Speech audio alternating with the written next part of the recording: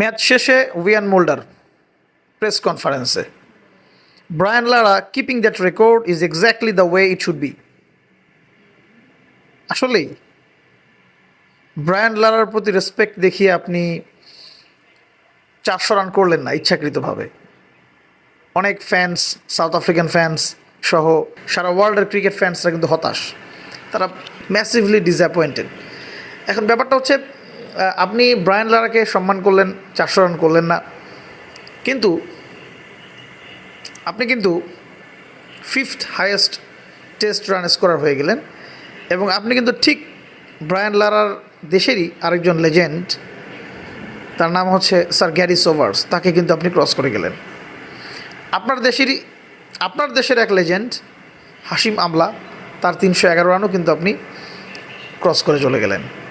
David ওয়ার্নারের যে record 335, আপনি সেটাকেও কিন্তু ক্রস করে চলে গেলেন। তো আপনি কিন্তু লট অফ লেজেন্ডসের ম্যাক্সিমাম রেকর্ড, ম্যাক্সিমাম রানের যে রেকর্ড আপনি কিন্তু ক্রস করে গেলেন। বাট আপনি রেসপেক্ট করলেন ব্রায়ান লারাকে এবং আপনি 367 রান ইনিংস ঘোষণা করে দিলেন।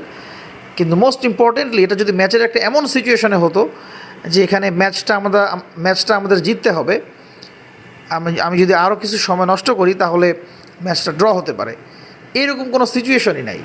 জিম্বাবুয়ে অলরেডি অল আউট, তারা ফলো অনে পরে আবার ব্যাটিং করতে নেমেছে এবং তারা ইনিংস ব্যবধানে তো হারবে শিওরই, এবং অ্যাটলিস্ট ম্যাচটা ডে 4 এবং ডে 5 যাবেই না।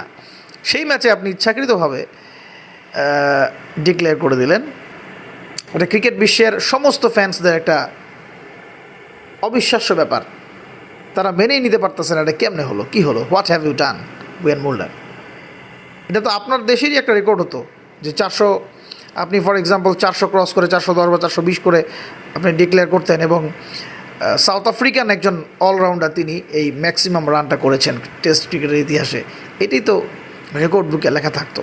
হোয়াট এভার, উইয়ান মোল্ডার কী চিন্তা করে ডিক্লেয়ার করেছে উনিই জানেন, এটা আসলে কেউ বলতে পারবে না।